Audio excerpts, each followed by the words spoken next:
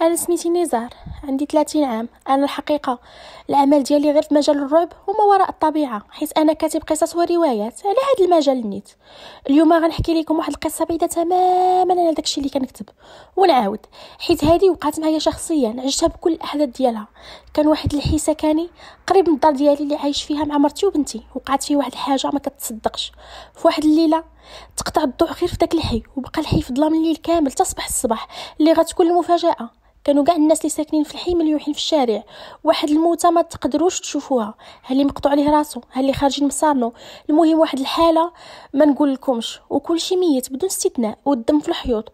وكان اللي اكتشف هذا الشيء هو واحد السيد كان دايز تما مع 6 الصباح غادي لخدمته.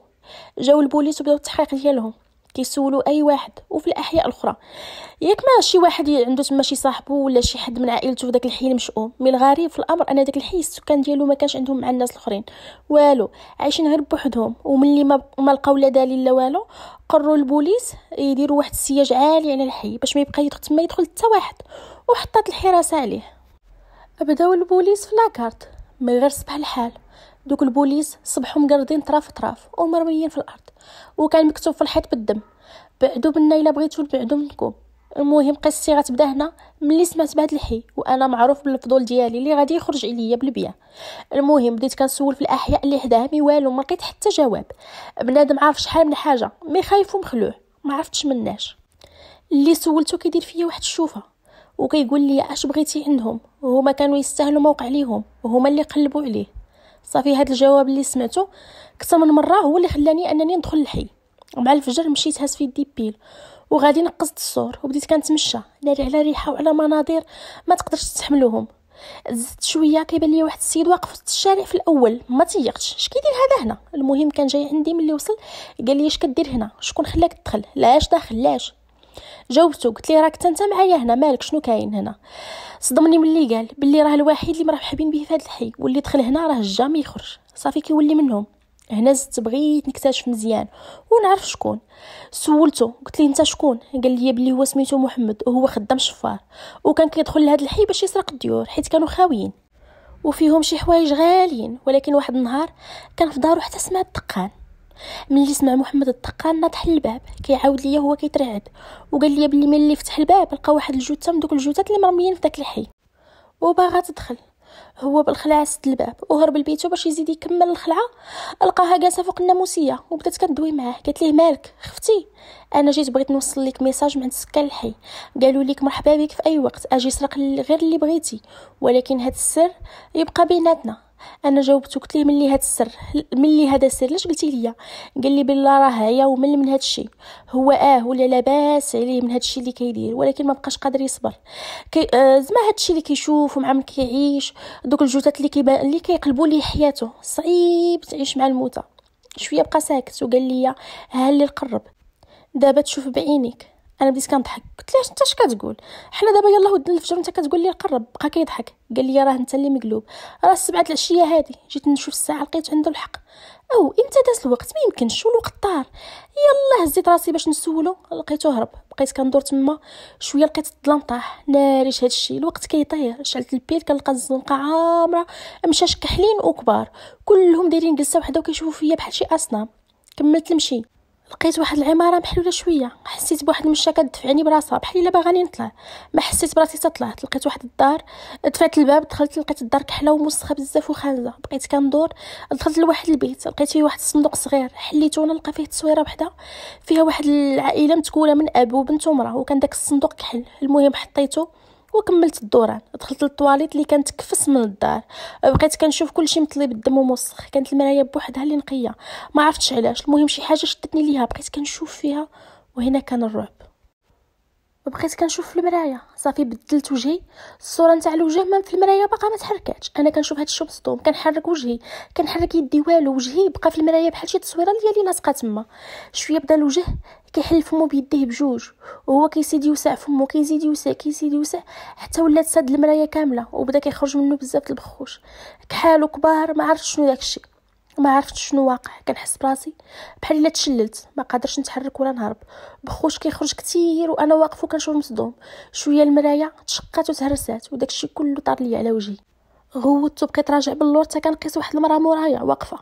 درت بالزربه نشوف شكون، كنلقاها مرا شارفه ومكمشه وشعرها طويل. بقيت كنحقق فيها وانا نعرفها، هي المراه اللي كانت في التصويره. وقالت لي بالغوات اش كدير هنا، اش دخلك هنا وانت شكون؟ انا دخلت وقلت لها انا دخلت لهنا بغيت نعرف القصه نتاعكم. وهي تغوت قالت لي انت مالك سوقك واش جابك لهنا، انت مالك فضولي، شتي فضولك غيخرج عليك. وغوتات واحد الغوته لدرجه ان كاع الجاج اللي في داك الدار تهرس. بدات كلها كتسيل بالدم من كاع الجسم ديالها، كله كيسيل بالدم وكثير، تبدا كيعمر الدوش شويه بشويه، كيعمر وباش تكفاس جاو شي رجال من موراها وبداو كيضربوا فيا وكيغطسوني في داك الدم. وانا كنغوت ونضرب فيهم وندفع فيهم هما كيغطسوني، وانا كنغوت وسد عينيا. صافي غنموت، بديت كنتخنق، شربت كاع داك الدم، كنحس بالمذاق ديالو، كنقاوم وكنعاود نغطس عاود شويه. صافي سخفت وغرقت في الدم، ما بقيت حاسه بوالو. صافي غبت واستسلمت. فقت لقيت راسي متكي في واحد الدار اللي تعجبت منها، انها كانت نقيه بزاف، كل حاجه في بلاصتها. بقيت شحال وانا متفاجئ من هذا الدار، كانت لفت ليمن واليسار ياك ما لاحظت شي حاجه غريبه، ولكن ما بان ليا والو. شويه وقفت وكتراجع باللور، تاقصت جوج الرجال ما عرفتش شكون. المهم دوك الجوج هما اللي زادوا خلعوني، ما عرفتش كيف ندير نوصفهم ليكم. هما بيضين بزاف وكانوا طوال مني، لابسين كلشي كحل. ملي بالصراحه خلاني نتفاجئ هو ان وجههم كيتكون من فم واحد كبير. انا بقيت كنشوف حتى جاتني القدره انني نهضر معاهم. قلت لهم شكون نتوما؟ هنا زادت المفاجاه ملي شفت الطريقه باش كيدويو. تخيلوا معايا راس فيه فم كبير هو اللي كيدوي. الاول دوا قال لي سميتو زعبل، والثاني كذلك نفس الاسم. بقيت كنشوف فيهم شحال على ما دويت. قلت لهم شنو المطلوب مني، انا لا جيت لهاد الدار بالضبط، شنو بغيتو مني؟ قالوا لي انت اللي شنو باغي منا، لا جاي داخل عندنا. انا بديت كنهضر وصوتي كيترحد. قلت لهم انا غير كاتب متخصص في الغيبيات وما وراء الطبيعه، وانا جيت لهنا باش نكتشف السر ديالكم، ولكن انوعدكم انني غادي نمشي ما نعاودش نرجع ولا ندور بكم مره اخرى. غير ساليت هضرتي دوك الجوج تبدل اللون ديالهم وهما يغوتوا بجوج دقه وحده. كيفاش تخرج من هنا؟ حنا اللي كيدخل عندنا ما كيعاودش يخرج. صافي انت جنيتي على راسك وهنا غادي تبقى. كيفاش جنيت على راسي؟ كيفاش؟ واش انا بزز عليا نبقى هنا ولا شنو؟ بداو كيدويو بجوج في دقه عاوتاني. اتمشي عنده هو اللي غيشرح لك كلشي. عماره 13 عنده فين تلقى الجواب ديالك. انا ما بقيت فاهم والو. قلت لهم واش انا نبقى نتنقل بيناتكم هكا؟ عاد ما تصيفطوني عاود شكون هذا اللي غيشرح ليا؟ علاش اللي ما تشرحوش ليا نتوما؟ قالوا لي لا حنا ماشي مهمتنا هذه. قلت لهم كيفاش وشنو هي مهمتكم؟ هنا فين غنسمع اغرب جواب. قالوا لي مهمتنا هي نوريوك الطريقه باش تموت. هنا انا تصدمت، ما دازتش على هضرتهم ثانيه وحده حتى بديت كنحس بحال شي ماس ماضيين كيقطعوا في لحمي. انا ما عارفش هادشي منين جاي ولا شكون كيقطع فيا. كنحس بهم كتار داخلين خارجين في لحمي. انا ما بيدي والو، غير كنغوت. شويه بديت كلي كنسيح بحال شي ماده كحله كنحس بها خارجه من كل ضربه وجرحه في جسمي. وباش تكفاس مزيان الدم كيخرج من كل منطقه في جسمي. هادشي كله انا شايفه ما بيدي حتى حاجه ما ندير، غير كنغوت من الالم، كنغوت من الندامه واش داني نجي لهنا. مع اخر غوته ليا نسمعهم كيضحكوا وانا نحل عيني ما لقيت فيا حتى حاجه، بحال الا كنحلم. بداو كيدويو بجوج عاود. قالوا لي مالك؟ رحنا غير وريناك الطريقه كيفاش تموت، ما درنا ليك والو. نازل في الدروج وكنفكر فين صيفطوني. عماره 13 نمشي ولا ما نمشيش؟ من جهه الفضول غيقتلني ومن جهه الخوف غيقتلني حتى هو. انا ما عمرني عرفت راسي كنخاف هكا. انا اللي تخيلت شي حوايج وكتبت شي حوايج كانوا كيلعبوا بنادم. هادشي كله كنهضر مع راسي وغادي حتى كنحس براسي. وقفت هزيت راسي العماره 13. بقيت مده مصدوم. كيفاش جيت لهنا وانا ما عارفش هاد العماره فين جات؟ على شحال عاد تحركت؟ اختاريت انني نرضي الفضول ديالي ونطلع. بديت طالع لقيت باب محلول. دخلت الدار نقيه وموسيقى خافته هادئه خارجه من واحد البيت. حتى كنسمع واحد السيد كيعيط ليا من داك البيت. السي نزار الكاتب ديالنا، دخل مرحبا بك. طليت غير بشويه وانا خايف لا نشوف شي منظر كفس باللي قبله. ما يمكنش، راجل طويل عريض عادي لابس بيجامه شاد السيجار في يديه. سلم عليا وطلب مني نشاركو في الجلسه. انا بقيت غير ساكت ما فهمت والو. قال لي انا يعقوب، كنت في العسكر شحال هذا مت قبل ما نخرج تقاعد وجيت سكنت هنا في هذا المجمع. صراحه عايش في واحد الرحله توصف وانت دابا تعجبك الاقامه معنا هنا. قلت ليه كيفاش؟ شنو كتعني على انا نبقى عايش هنا ما غاديش نمشي؟ واش انا وليت سجين هنا؟ قال لي انك تمشي هذه مستحيل، ولكن ما تخافش يعجبك الحال. حتى هادو اللي ساكنين معانا عزاز وانت غيعجبوك وغتعزاز عليهم. يمكن راك تلاقيتي بشي وحدين منهم ومازال خير تبارك الله. حنا هنا عايشين كاملين في راحه ودابا تجي تشكرني؟ هكا جاوبني. انا صافي جمدت بلاصتي بقيت كنشوف بحال الا تقبلت الموضوع. قلت لي شنو مهمتك انت؟ شنو توريني السي يعقوب؟ قال لي عقلتي على الشفار محمد، هو كما قال لك ما بقاش قادر انه يزيد يعيش معنا، مكلخ. حنا درنا معاه بزاف، فتحنا ليه ابواب السعاده، الفلوس ليت منها كتجيه. انا مهمتي نوريك كيفاش هو مات، حيت فاش تلاقيتي انت وياه هرب وخلاك. وهو كيهضر وكيشرح ليا واحد الشرجم حداه، قال لي شوف فيه، هو يوريك كل شيء. الشرجم عادي مي بحال الا كنشوف شي فيلم. بان لي المشهد فاش يلاه تلاقيت محمد اول مره وخلاني وهرب، غادي كيجري قرب يخرج شويه، تقسم على 3. او كيفاش بحال شي حاجه ما كتبانش قسماتو في اقل من ثانيه. كيبان لك السرعه باش كان غادي باش تفرق. اكفى موته شافت عيني. انا بقيت كنشوف حتى كنحس بيعقوب كيقول لي نزار صافي المشهد سالا، السيد مات ودابا ولا واحد منا. قلت ليه دابا وانا شنو غندير؟ كنهضروا انا كلي كنترعد. قال لي انت دابا غير هبط من عندي، وكما جيتي عندي تمشي عند داك اللي كيتسناك. المهم نزلت من عنده، لقيت الشارع عامر بالمشاش، كلهم كحلين ومصافين بحال الا مصوبين ليا الطريق باش نتبعها. بقيت تابع الصف ديالهم غادي حتى كنلقاه كيسالي قدام باب ديال واحد العماره. بقيت كنشوف شنو كيتسناني هنا، عاود شنو غنلقاو، شنو غادي نشوف. المهم طلعت وتسميت غادي مع الدروج، والو ما كاين لا بيبان لا حتى حاجه، غادي طالع حتى الاخر طبقه. لقيت باب دقيت فيه، هو يحل ليا واحد الراجل. قال لي السي نزار الكاتب الكبير ديالنا، دخل مرحبا بك. انا ما قلت والو، دخلت موراه وجلسنا في واحد الصالون. لقيت محطوطه شي ماكله وشي مشروبات عمرني شفت بحالهم. المهم بدا السيد الهضره اللي هو سميتو عزيز. قال لي شحال من فرصه جاتك نزار باش تهرب؟ 3 وجوج الفرص لحد الان، ولكن انت بقيتي تابع فضولك، باغي تعرف كل شيء، باغي تفهم كل شيء، ولكن مزيان. ها انت النيت بقيتي تابعو حتى تجيبها في راسك. دابا علاش كتقول؟ قلت له دابا علاش كتقول لي هاد الهضره؟ جيني نيشان وقول لي شنو مهمتك انت، شنو غتوريني ولا شنو غدير فيا، شنو باغيين مني؟ قال لي حنا اللي باغيين منك.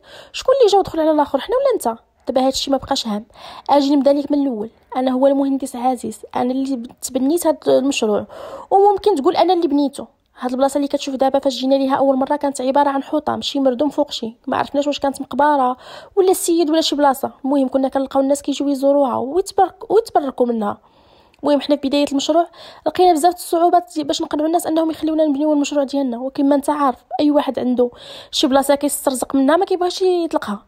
هذا هو الحل ديال واحد السيده اللي ممكن تقول انها شوافه او دجاله، كانت محتله المنطقه. وبطبيعه الحال حنا ملي جينا هنا كنا كنمثلوا ليها واحد العائق كبير، شحال وحنا حنا معاهم في المشاكل، حتى لواحد النهار اللي ممكن تقول السلطات علينا واحد اللعنه. حنا ما ديناهاش في داك الشيء اللي لقينا ومرمي على الارض والحيوط. المهم سالينا نبني، سال المشروع حتى بدات الاعراض ديال اللعنه. كاع العمال اللي كانوا هنا وانا منهم دينا كنقتلوا في بعضياتنا، والمشكل بحال الا ضاحكين وكنلعبوا. عادي تهز موس وتذبح صاحبك وهو انت كذبح فيه، هو عادي عنده. كنا كنحسوا بحال شي واحد اللي مسيرنا، حنا بيدينا ما نديرو غير كننفذوا داكشي. بقات اللعنه مستمره، وقعت اخر جريمه اللي انت بسببها معنا دابا. قلت لي اذا الناس ما كذبوش، ودوك الاشاعات اللي كانت على هذه الجريمه بصح هادشي اللي استنتجت انا، والدهشه باينه على وجهي. قال لي وي، وحنا كما كتشوف باقين على الهيئات ديالنا، وهما الاغلبيه ديالهم كيفضوا الهيئه ديال المش بلا ما تخلع. بصح داكشي اللي في دماغك كاع المشوش اللي شفتي في الشارع راه هما هذوك ممكن تقول كيتسناوك تسالي الدور علينا باش يرحبوا بك. انا بقيت غير كنسمع طول هاد الزياره، ما ندهاش من هاد الحقائق اللي سمعت. قلت لي وعلى حسب ما فهمت نتوما اللي دخل هنا كتقتلوه باش يولي منكم، وعلاش انا عطيتوني الحق نعرف هادشي كله عليكم؟ قال لي انت كاتب، وبالتالي كيفاش بغيتي تكتب علينا وانت ما عارف علينا والو؟ كان خصك تفهم اي حاجه كبيره ولا صغيره ونزيدك باش تكمل القصه ديالك. انا هو المسؤول على هادشي كله اللي وقع هنا، يعني انا المتهم الرئيسي، حيت انا كنت عارف حقيقه المكان وخبيتها. قلت لي ولكن علاش انا بالذات ما وقع ليا والو؟ قال لي الناس عندهم واحد السلاح اللي ديما خارج عليهم، واللي نتوما كتسميوه الفضول. كما قلت لك انت تكتب القصص، الناس غيبغيو يكتشفوا يعيشوا المغامره، وبالتالي احنا جبنا ضحايا جداد. انا تصدمت، بغيت نهضر وهو يسكتني. قال لي صافي سالينا، مهمتي سالات، دابا انت غتمشي لدارك وانت عند بالك راك خرجتي من الحي. مين تلا هبطت من العماره، نفس المنظر ديال المشاش مطراسي ليا الطريق اللي نتبع. مي هاد المره كانوا كيشوفوا فيا بحال الا كيضحكوا معايا ومتبعيني بعينيهم. وصلت لداري مع حليت الباب حتى كنلقى مرتي وبناتي تلاحوا عليا كيعنقوني ويبوسوا فيا فرحانين. انا تعجبت لانه بالنسبه ليا انا غبرت غير نهار، ولكن كنكتشف انني شهر وانا غابر عليهم. المهم دخلت لبيتي، جلست في البيرو ديالي. اصلا انا جيت للدار غير باش نكتب، عييت جلست كنكتب ونعاود كلشي كما هو. شويه كنحس مرتي دخلات، قالت لي نزار مالك شحال غبرتي ودابا ملي جيتي وانت غير كتكتب؟ ما عرفت مالك، ما عرفت شنو طاريلك، ملي جينا سكننا هنا وانت بدل. عرفتي كل ما هاد الجيران الجداد ديالنا وكل ما السي يعقوب اللي قابلنا وقابل الطلبات ديالنا وكون حنا ضعنا انا وقت مخلوع. قلت شنو كتقولي كيفاش الجيران الجداد؟ ومنين كتعرفي يعقوب مشيت كنجري للسرجم، طليت كنلقى راسي ساكن في العماره وسط داك الحي الملعون. ما بقيت فاهم والو، ما حاس بوالو. اصلا راه قالها ليا، قال لي راه ما غاديش تخرج. بقيت ساكت وكنشوف. تما فهمت بلي انا راه ميت من نهار دخلت للحي. انا دابا كنكتب لكم هذا الشيء وانا ميت. ما عرفتش كيفاش نوصل لكم اخر روايه ليا، ولكن انا متاكد انكم تقراوها وغتجيو عندي وغتلقاوني كنرحب بكم.